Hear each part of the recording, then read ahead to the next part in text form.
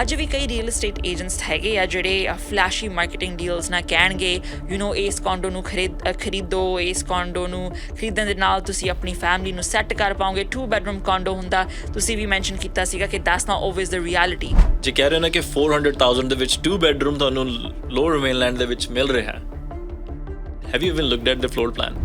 ਲੋਕੀ ਫਸੇ ਕਿੱਥੇ? ਕੋਵਿਡ ਦੇ ਵੇਲੇ ਡਿਵੈਲਪਰ ਨੂੰ ਵੀ ਤੇ ਇਨਵੈਸਟਰ ਨੂੰ ਵੀ ਸੀਗਾ ਕਿ ਕੋਈ ਨਾ 2 ਬੈਡਰੂਮ ਹੈਗਾ ਆ, ਲਾਈਨ ਲੱਗੀ ਹੋਈ ਹੈ, ਤੁਸੀਂ ਦੇ ਦਿਓ। ਹਾਂਜੀ, ਹੁਣ ਜਿਹੜੇ ਉਹ 499 ਦੇ ਐਡਵਰਟਾਈਜ਼ ਕਰੀ ਜਾਂਦੇ ਨੇ, ਪਹਿਲਾਂ ਉਹ 650 670 ਦੇ ਵੀ ਵਿਕੇ ਨੇ, 700 ਦੇ ਵੀ ਵਿਕੇ ਨੇ ਐਟ ਸਮ ਪ੍ਰੋਜੈਕਟਸ। ਯਾ ਆਮ ਸ਼ੋਰ। ਹੁਣ ਉਹ ਰੈਂਟ ਨਹੀਂ ਹੋ ਰਹੇ। ਯਾ ਅੱਜ ਦੀ ਡੇਟ ਦੇ ਵਿੱਚ ਵੀ ਪ੍ਰੋਡਕਟ ਉਹ ਮੂਵ ਕਰ ਰਿਹਾ ਜਿਹੜਾ ਵੈਲ ਬਿਲਟ ਹੈ, ਗੁੱਡ ਸਾਈਜ਼ ਦਾ ਪ੍ਰੋਡਕਟ ਹੈ, ਐਂਡ ਲੋਕਾਂ ਨੂੰ ਇਹ ਚੀਜ਼ ਸਮਝ ਆ ਗਈ ਹੈ। ਐਂਡ ਇਸੇ ਕਰਕੇ ਮਾਰਕੀਟ ਹੈ ਜਿਹੜੀ ਉਹ ਨਵੇਂ ਬਿਲਡਸ ਦੇ ਵਿੱਚ ਜ਼ਿਆਦਾ ਹਾਲਟ ਤੇ ਹੈ। ਇੱਕ ਤੁਸੀਂ ਹੋਰ ਸਕੈਮ ਦਾ ਜ਼ਿਕਰ ਕੀਤਾ ਸੀਗਾ, ਮੈਂ ਉਹਦੇ ਬਾਰੇ ਵੀ ਤੁਹਾਨੂੰ ਪੁੱਛਣਾ ਚਾਹੁੰਦੀ ਹਾਂ। ਕਈ ਵਾਰੀ ਕੋਈ ਪੁਰਾਣਾ ਕੋਂਡੋ ਦੇਖ ਕੇ ਫਸ ਜਾਂਦਾ ਆ ਕਿ ਪ੍ਰਾਈਸ ਵਧੀਆ ਮਿਲ ਰਹੀ ਹੈਗੀ ਆ, ਪਰ ਬਾਅਦ ਦੇ ਵਿੱਚ ਸਟ੍ਰੈਟਾ ਫੀਸ ਆ ਗਈਆਂ ਜਾਂ ਕੋਈ ਸਪੈਸ਼ਲ ਲੈਵੀ, ਜਿਵੇਂ ਤੁਸੀਂ ਕਿਹਾ ਸੀ, ਉਹ ਤੁਹਾਨੂੰ ਚਿੱਠੀ ਆ ਗਈ।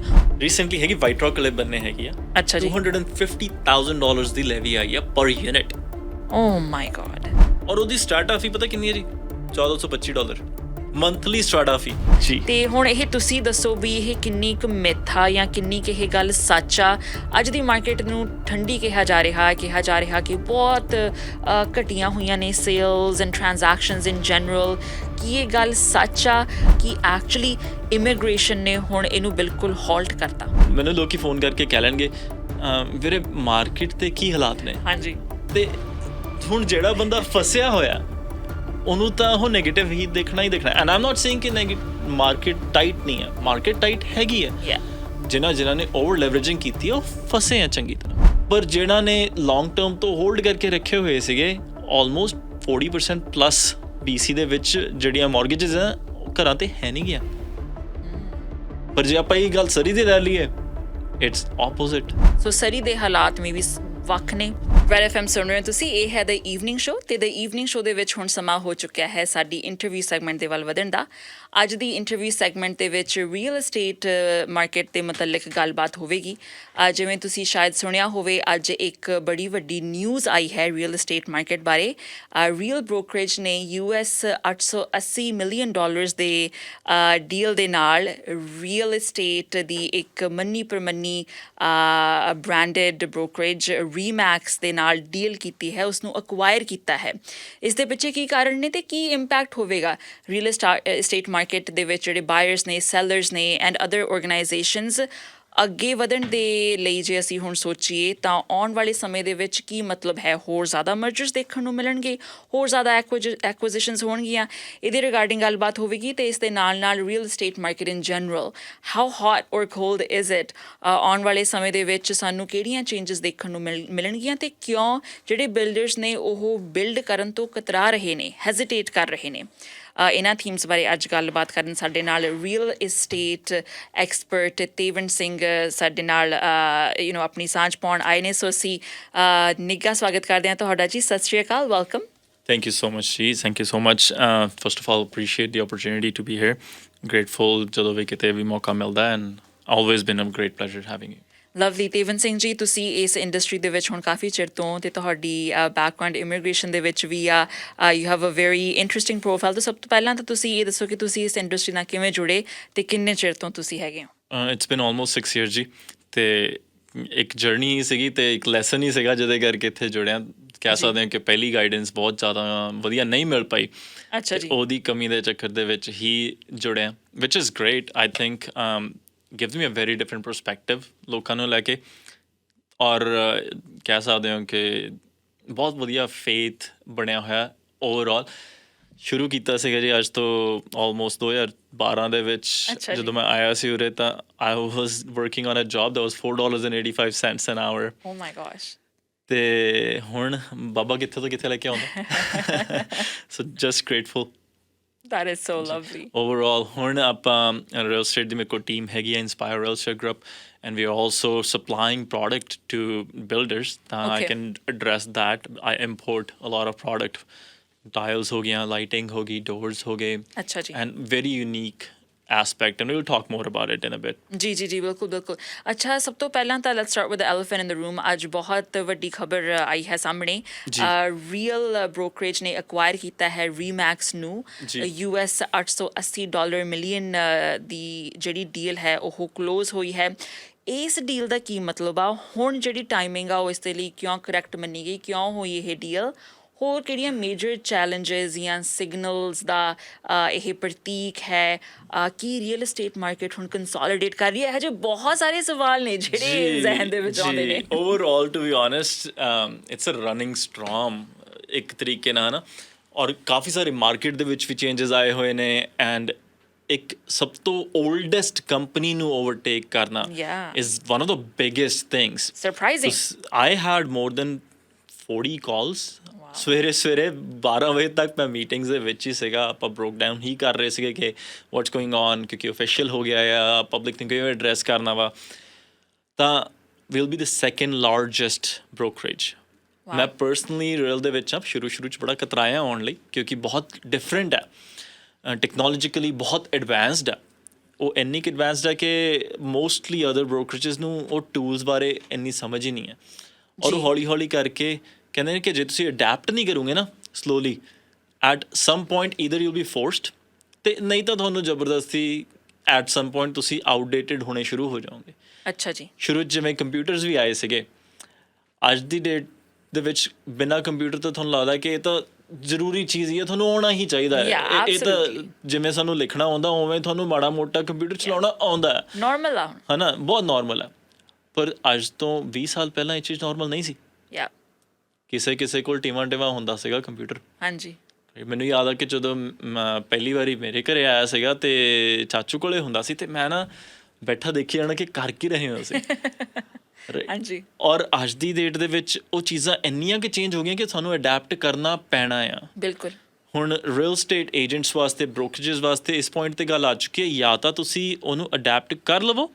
ਨਹੀਂ ਤਾਂ ਇਵੈਂਚੁਅਲੀ ਤੁਹਾਨੂੰ ਜ਼ਬਰਦਸਤੀ ਅਡੈਪਟੇਸ਼ਨ ਹੋ ਜਾਏਗੀ ਜੀ ਕਿਉਂਕਿ ਕੰਜ਼ਿਊਮਰ ਬਹੁਤ ਜ਼ਿਆਦਾ ਨੌਲੇਜੇਬਲ ਹੈ ਅੱਜ ਦੀ ਡੇਟ ਦੇ ਵਿੱਚ ਔਰ ਕੰਜ਼ਿਊਮਰ ਦੇ ਵਾਸਤੇ ਜ਼ਿਆਦਾ ਟੂਲਸ ਨੇ ਬ੍ਰੋਕਰੇਜਸ ਜਿਹੜੀ ਕਲਾਊਡ ਬੇਸਡ ਬ੍ਰੋਕਰੇਜਸ ਹੈ ਜ਼ਿਆਦਾ ਟਰਾਂਸਪੇਰੈਂਸੀ ਹੈਗੀ ਹੈ and on top of everything else ਇੱਕ ਰੀਅਲ ਸਟੇਟ ਏਜੰਟ ਨੂੰ ਆਪਣਾ ਬਿਜ਼ਨਸ ਮੈਨੇਜ ਕਰਨਾ ਬਹੁਤ ਸੌਖਾ ਆ ਐਂਡ ਮੈਂ ਵੀ ਰੀਮੈਕਸ ਦੇ ਵਿੱਚ ਹੀ ਸ਼ੁਰੂ ਕੀਤਾ ਸੀ ਆਪਣਾ ਕਰੀਅਰ ਅੱਛਾ ਜੀ ਤੇ ਮੇਰਾ ਵੀ ਰੀਮੈਕਸ ਨੂੰ ਛੱਡਣ ਦਾ ਸਭ ਤੋਂ ਵੱਡਾ ਰੀਜ਼ਨ ਟੈਕਨੋਲੋਜੀ ਹੀ ਸੀਗਾ ਸੋ ਤੁਸੀਂ ਹੁਣ ਰੀਅਲ ਦੇ ਨਾਲ ਕੰਮ ਕਰਦੇ ਹੋ ਹੈ ਨਾ ਜੀ ਸੋ ਰੀਮੈਕਸ ਆਪਾਂ ਕਹਿ ਸਕਦੇ ਹਾਂ ਬਹੁਤ ਪੁਰਾਤਨ ਸਮੇਂ ਤੋਂ ਚੱਲਦੀ ਆ ਰਹੀ ਹੈ so it's that big known brand ਪਰ real has that technological edge ਜੀ and or publicly listed company ਹੈ ਇਹਨਾਂ ਨੂੰ ਬਹੁਤ ਜ਼ਿਆਦਾ ਟਰਾਂਸਪੇਰੈਂਸੀ ਦੇਣੀ ਹੀ ਪਏਗੀ without transparency there is nothing ਜੀ ਔਰ ਕੰਜ਼ਿਊਮਰ ਉਹਨੂੰ ਚੀਜ਼ ਬਹੁਤ ਅਪਰੀਸ਼ੀਏਟ ਕਰ ਰਿਹਾ ਬਾਇਰਸ ਸੈਲਰਸ ਸਾਰਾ ਕੁਛ on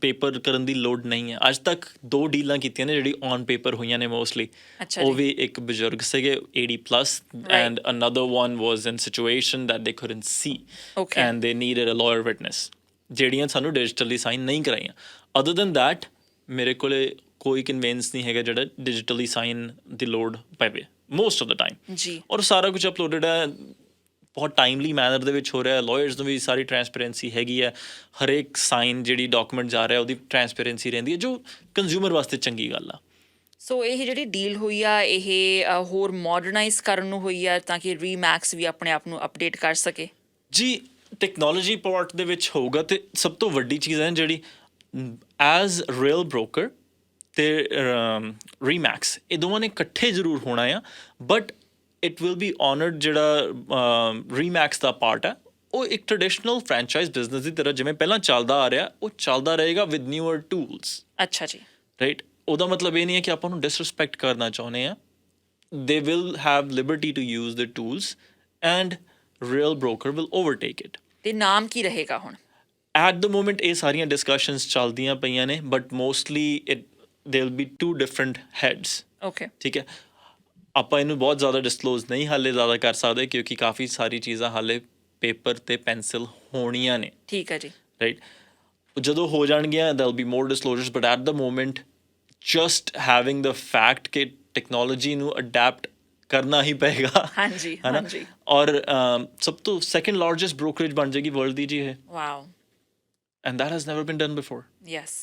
I went in for culture, problem solving ਤੇ collaborative efforts ਬਹੁਤ ਜ਼ਿਆਦਾ ਵਧੀਆ ਸੀਗੇ and in my opinion ਜਿਹੜੀ cloud brokerage ਹੈ that is the future. Okay okay. ਤੇ ਫਿਰ ਤੁਹਾਡੇ ਹਿਸਾਬ ਦੇ ਨਾਲ ਹੁਣ ਆਉਣ ਵਾਲੇ ਸਮੇਂ ਦੇ ਵਿੱਚ ਇਹੋ ਜਿਹੀਆਂ ਹੋਰ ਕੰਸੋਲੀਡੇਸ਼ਨਸ ਇਨ ਜਨਰਲ ਅਸੀਂ ਰੀਅਲ ਏਸਟੇਟ ਮਾਰਕੀਟ ਦੇ ਵਿੱਚ ਹੁੰਦੀਆਂ ਦੇਖਾਂਗੇ, ਕਿੱਧਰ ਨੂੰ ਜਾ ਰਹੀ ਹੈ ਇੰਡਸਟਰੀ? Already ਚੱਲ ਰਹੀਆਂ ਜੀ ਸਟੇਟਸ ਦੇ ਵਿੱਚ ਕਾਫੀ ਹੋ ਕੇ ਹਟੀਆਂ ਨੇ Compass was one of the biggest ones. There's so many.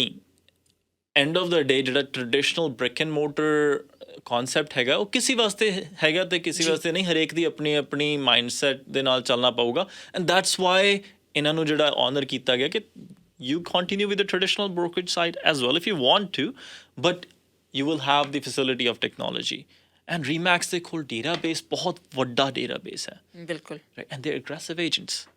That's great. ਯਾ ਚਲੋ ਆਪਾਂ ਟੈਕਨੋਲੋਜੀ ਦੀ ਗੱਲ ਕਰ ਰਹੇ ਹਾਂ ਐਂਡ ਐਕੁਜ਼ੀਸ਼ਨ ਦੀ ਹੁਣੀ ਤੁਸੀਂ ਸਾਨੂੰ ਬਹੁਤ ਵਧੀਆ ਡਿਟੇਲ ਦਿੱਤੀ, thank you. all of this is very important, right? But at the end of the day ਇਹਦੇ ਲਈ ਮਾਰਕੀਟ ਵੀ ਹੋਣਾ ਬਹੁਤ ਜ਼ਰੂਰੀ ਆ। ਤੇ ਹੁਣ ਇਹ ਤੁਸੀਂ ਦੱਸੋ ਵੀ ਇਹ ਕਿੰਨੀ ਕੁ ਮਿੱਥ ਆ ਜਾਂ ਕਿੰਨੀ ਕੁ ਇਹ ਗੱਲ ਸੱਚ ਆ? ਅੱਜ ਦੀ ਮਾਰਕੀਟ ਨੂੰ ਠੰਡੀ ਕਿਹਾ ਜਾ ਰਿਹਾ ਕਿ ਬਹੁਤ ਘਟੀਆਂ ਹੋਈਆਂ ਨੇ sales and transactions in general. ਕੀ ਇਹ ਗੱਲ ਸੱਚ ਆ? ਆਉਣ ਵਾਲੇ ਸਮੇਂ ਦੇ ਵਿੱਚ ਅਸੀਂ ਕੀ ਕਹਿ ਸਕਦੇ ਹਾਂ ਕਿ ਰੀਅਲ ਏਸਟੇਟ ਮਾਰਕੀਟ ਕਿੱਧਰ ਨੂੰ ਜਾ ਰਹੀ ਆ? ਕਿ ਐਕਚੁਅਲੀ ਇਮੀਗ੍ਰੇਸ਼ਨ ਨੇ ਹੁਣ ਇਹਨੂੰ ਬਿਲਕੁਲ ਹਾਲਟ ਕਰਤਾ? ਇਹ ਨਾ ਉਹ ਗੱਲ ਹੋ ਗਈ ਕਿ ਆਪਾਂ ਕਹਿੰਦੇ ਆਪਾਂ ਹਸਪੀਟਲ 'ਚ ਜਾਈਏ ਅਤੇ ਡਾਕਟਰ ਨੂੰ ਕਹੀਏ ਕਿ ਜੀ ਟੈਂਪਰੇਚਰ ਠੀਕ ਹੈ ਹਸਪੀਟਲ ਦਾ। ਹੁਣ ਵੇਖਿਆ ਜਾਵੇ ਉੱਥੇ ਬੰਦੇ ਕੌਣ ਨੇ?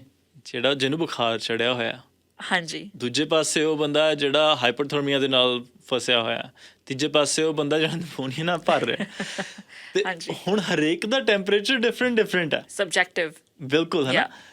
ਹੁਣ ਇਹੀ ਹਾਲ ਰੀਅਲ ਸਟੇਟ ਦੀ ਮਾਰਕੀਟ ਦਾ। ਔਰ ਇਹ ਕੁਐਸਚਨ ਬਹੁਤ ਜ਼ਿਆਦਾ ਹੁੰਦਾ ਮੇਰੇ ਨਾਲ, ਮੈਨੂੰ ਲੋਕੀ ਫੋਨ ਕਰਕੇ ਕਹਿ ਲੈਣਗੇ ਵੀਰੇ ਮਾਰਕੀਟ ਦੇ ਕੀ ਹਾਲਾਤ ਨੇ? ਹਾਂਜੀ।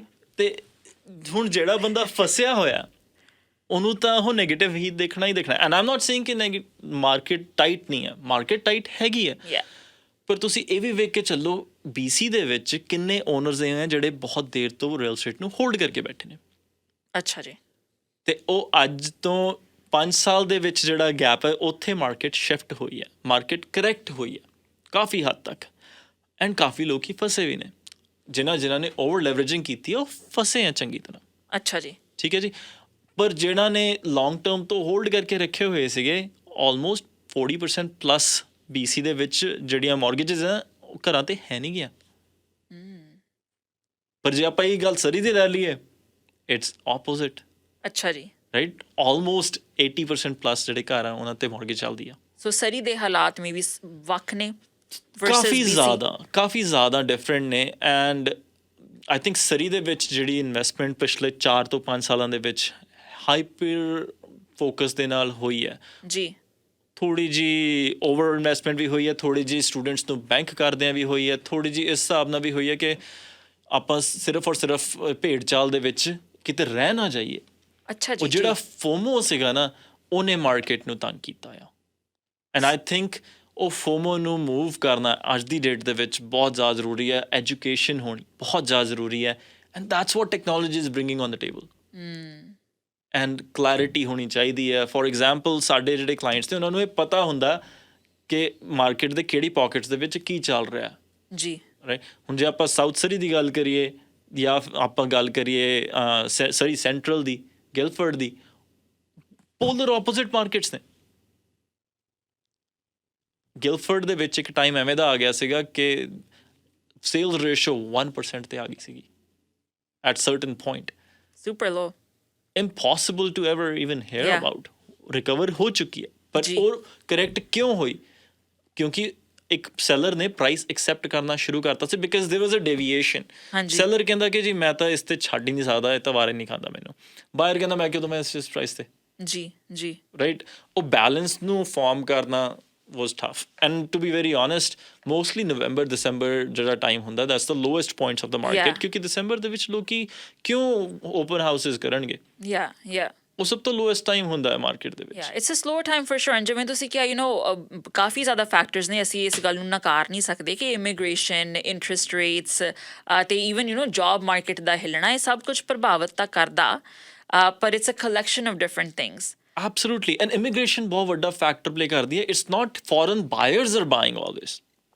ਪਰ ਜਿਹੜੇ foreign buyers eventually Canadians ਬਣਨਗੇ, ਹਾਂਜੀ, they are the ones who are investing into pre-sale projects. Okay, right. For example ਕੋਈ ਸਟੂਡੈਂਟ ਹੈਗਾ ਆ ਜਿਹਦੇ ਪੇਰੈਂਟਸ ਨੂੰ ਇੱਥੇ ਸੈਟਲ ਅਪ ਹੋਣਾ ਚਾਹੁੰਦੇ ਨੇ ਕਿ ਤੁਸੀਂ ਇੱਥੇ ਸੈਟਲ ਹੋਵੋ, ਉਹਨੇ ਹੌਲੀ ਹੌਲੀ ਕਰਕੇ ਆਪਣਾ ਪੂਰਾ ਤਜਰਬਾ ਸ਼ੁਰੂ ਕੀਤਾ। ਫੋਰ ਐਗਜ਼ਾਮਪਲ ਈਵਨ ਐਨੀਵਨ ਜਿਹੜਾ ਇੱਥੇ ਆਉਂਦਾ ਉਹਨੂੰ 5 ਸਾਲ ਤਾਂ ਲੱਗਦੇ ਨੇ ਜੀ, ਆਪਣੇ ਪੈਰ ਜਮਾਉਣ ਲਈ। On an average it's actually 7 years process ਜਿਹੜਾ ਹੋਮ ਬਾਇੰਗ ਦੇ ਵਿੱਚ ਜਾਂਦਾ ਆ। ਯਾ, ਮੇਕ ਸੈਂਸ। ਪਹਿਲਾਂ ਉਹਨੇ 2-3 ਸਾਲ ਪੜ੍ਹਾਈ ਕਰਨੀ ਆ, ਉਸ ਤੋਂ ਬਾਅਦ ਉਹਨੇ ਆਪਣਾ 3 ਸਾਲ ਦਾ ਕੰਮ ਕਰਨਾ, ਉਹਦੇ ਵਿੱਚ ਉਹਨੇ ਸੇਵਿੰਗ ਕਰਨੀ ਆ, ਫਿਰ ਉਹਦੀ PR ਆਉਂਦੀ ਆ, ਫਿਰ PR ਤੋਂ ਬਾਅਦ ਉਹ ਕੁਝ ਸੋਚਦਾ। But some of them are smart.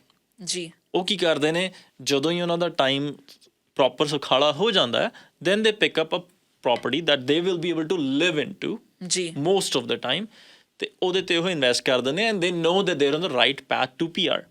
Right. ਪਰ ਹੁਣ ਰਾਈਟ ਪੈਥ ਟੂ PR ਆ ਜਿਹੜਾ ਉਹ ਮਿਸ ਹੋ ਗਿਆ। ਓਵਰਆਲ ਫੋਰਨ ਬਾਇਰਸ ਹੈ ਜਿਹੜੇ, they were only 3% ਜਿਹੜੇ ਪ੍ਰੋਪਰਲੀ ਕਲਾਸੀਫਾਈ ਕਰਦੇ ਨੇ। Yes. And they were all in Cole Harbour, luxury and more. ਜਿਹੜੀ ਲੋਕਲ ਮਾਰਕੀਟ ਦੇ ਵਿੱਚ foreign ਬਾਇਰ C, that was less than 1.5% ਜਿਹਨੂੰ ਫੋਰਨ ਬਾਇਰ ਕਲਾਸੀਫਾਈ ਕਰ ਸਕਦੇ। ਬਟ ਜੇ ਇਹਨੂੰ ਹੀ ਆਪਾਂ ਰਿਵਰਸ ਕਰ ਦਈਏ, ਜਿਹੜੇ ਟ੍ਰੈਜੈਕਟਰੀ ਤੇ ਸੀਗੇ PR ਹੋਣ ਦੇ, they were over 20%.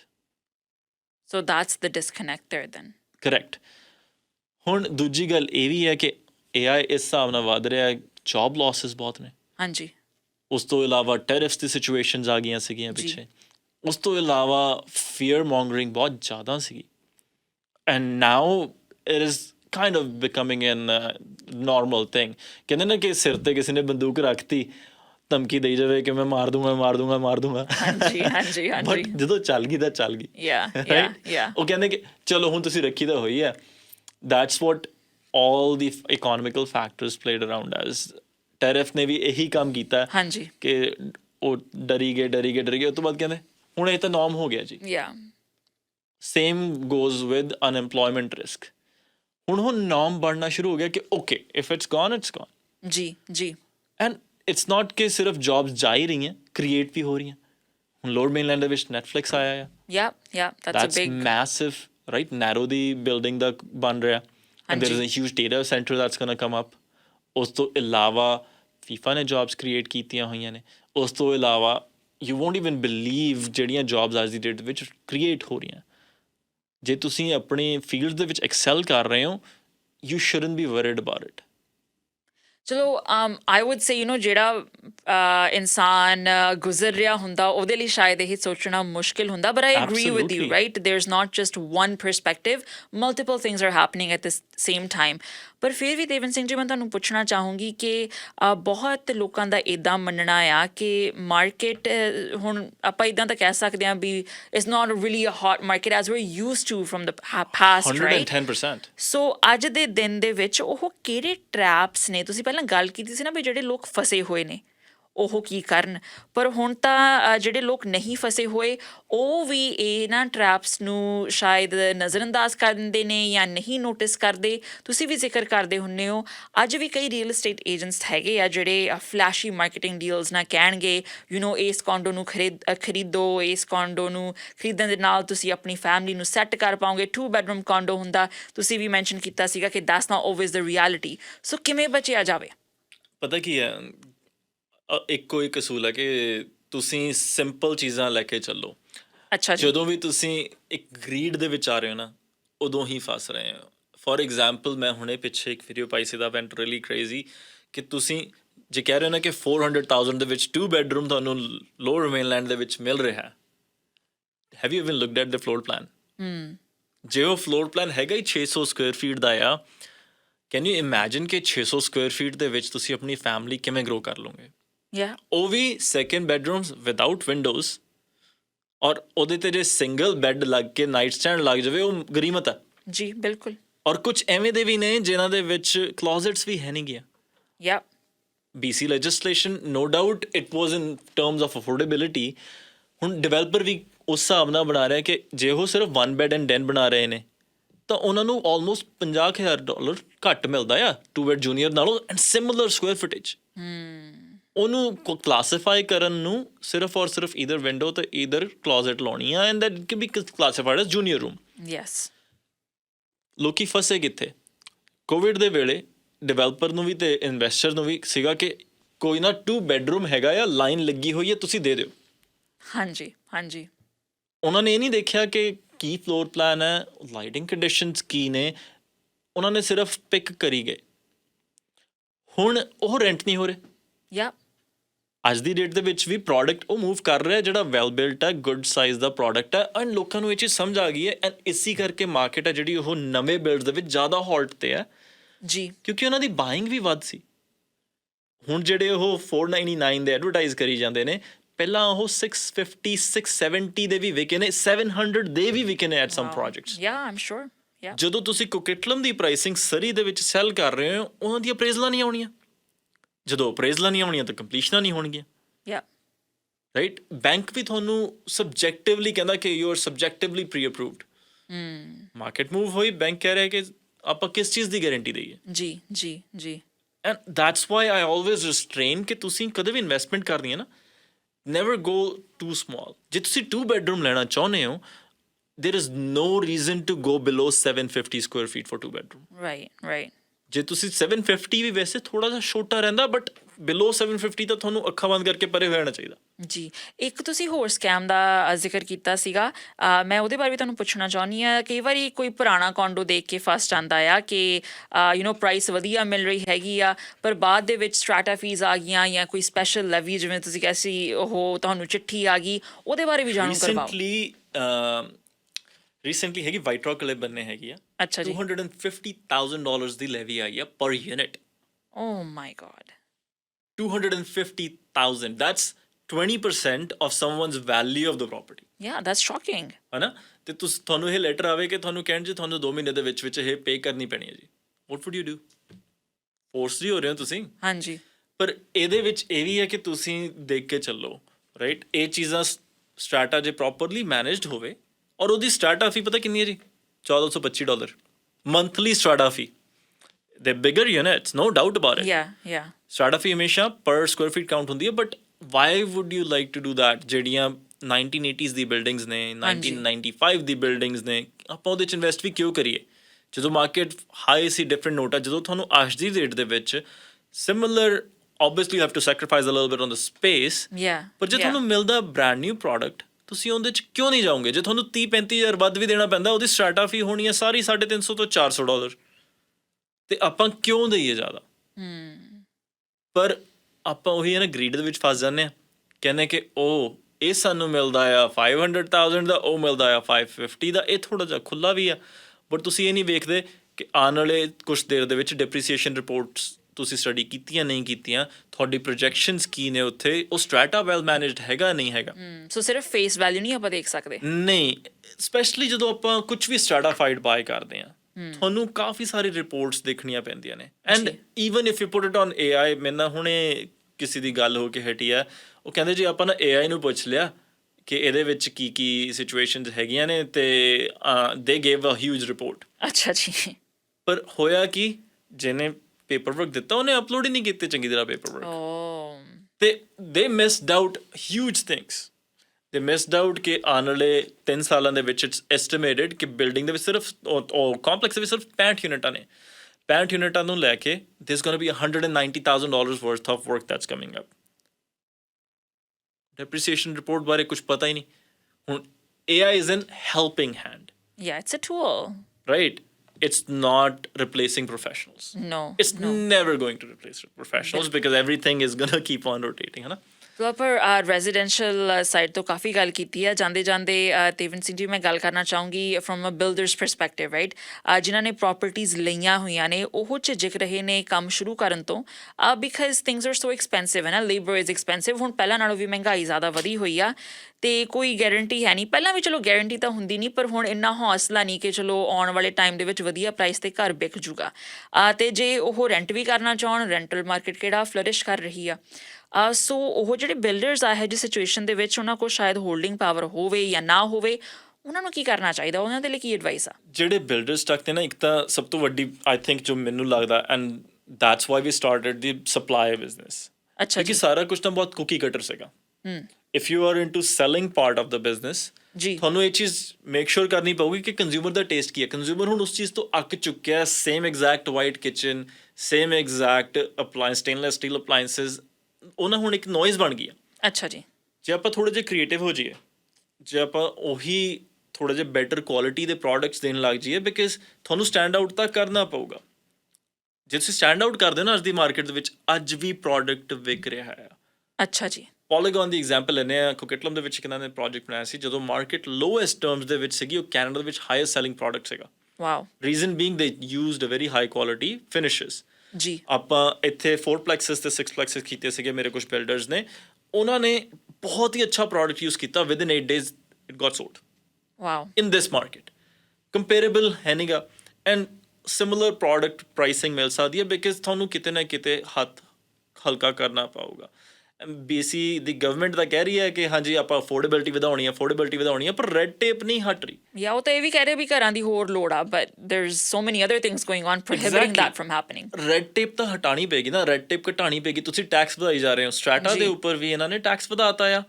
ਹੁਣ ਸਰਵਿਸ ਟੈਕਸ ਆਇਆ ਕਰੇਗਾ ਹਰ ਸਟ੍ਰੈਟਾ ਮੈਨੇਜਮੈਂਟ ਤੇ that means on an average 7 to 10% stratas increase ਹੋਣਗੀਆਂ ਨੈਕਸਟ ਈਅਰ ਜੀ ਰਾਈਟ ਤਾਂ ਇਹ ਅਫੋਰਡੇਬਿਲਿਟੀ ਘਟਾਉਣ ਵਾਲੀਆਂ ਗੱਲਾਂ ਨਹੀਂ ਆ ਇਹ ਸਿਰਫ ਓਵਰਆਲ ਪੇਂਟ ਕੀਤਾ ਜਾ ਰਿਹਾ ਪਿਕਚਰ ਨੂੰ ਕਿ ਹਾਂਜੀ ਆਪਾਂ ਕਰ ਰਹੇ ਹਾਂ ਕੁਝ but it needs to really work long way ਜੀ ਬਿਲਡਰਸ ਵਾਸਤੇ if you really want something to move ਆਪਾਂ ਨੂੰ ਵਧੀਆ ਫਿਨਿਸ਼ਸ ਲਾਉਣੀਆਂ ਪੈਣਗੀਆਂ ਅੱਜ ਦੀ ਡੇਟ ਦੇ ਵਿੱਚ ਸਭ ਤੋਂ ਜ਼ਿਆਦਾ ਫੇਲ ਹੋ ਰਹੇ ਨੇ ਨਵੇਂ ਪ੍ਰੋਜੈਕਟ ਕਿਉਂਕਿ ਉਹਨਾਂ ਦੇ ਵੀ ਡੈਫੀਸ਼ੀਐਂਸੀਜ਼ ਹੀ ਇੰਨੀਆਂ ਨੇ ਡੈਫੀਸ਼ੀਐਂਸੀ ਵਾਕ ਥਰੂ ਬਹੁਤ ਜ਼ਰੂਰੀ ਚੀਜ਼ ਹੈ ਪਹਿਲਾਂ ਬਿਲਡਰ ਨੂੰ ਇੱਕ ਪ੍ਰੀ ਆਕੂਪੈਂਸੀ ਜਦੋਂ ਤੁਹਾਡਾ ਘਰ ਦਾ ਮਿਲਣਾ ਹੁੰਦਾ ਨਾ ਤੁਹਾਨੂੰ ਚਾਬੀਆਂ ਤਾਂ ਤੁਹਾਨੂੰ ਡੈਫੀਸ਼ੀਐਂਸੀ ਵਾਕ ਥਰੂ ਕਰਾਉਂਦੇ ਨੇ ਜੀ it is only going downwards inspection ਜਿਹੜੇ ਪਿਛਲੇ 2019 2018 ਦੇ ਘਰ ਬਣੇ ਹੋਏ ਨੇ ਕਿਤੇ ਕਿਤੇ ਉਹਨਾਂ ਤੋਂ ਵੀ ਮਾੜੀਆਂ ਨੇ that is worrisome ਬਿਲਕੁਲ ਔਰ ਉਹਦਾ ਰੀਜ਼ਨ ਇਹੀ ਹੈ ਕਿ ਪ੍ਰੋਡਕਟ ਮਹਿੰਗਾ ਹੋ ਗਿਆ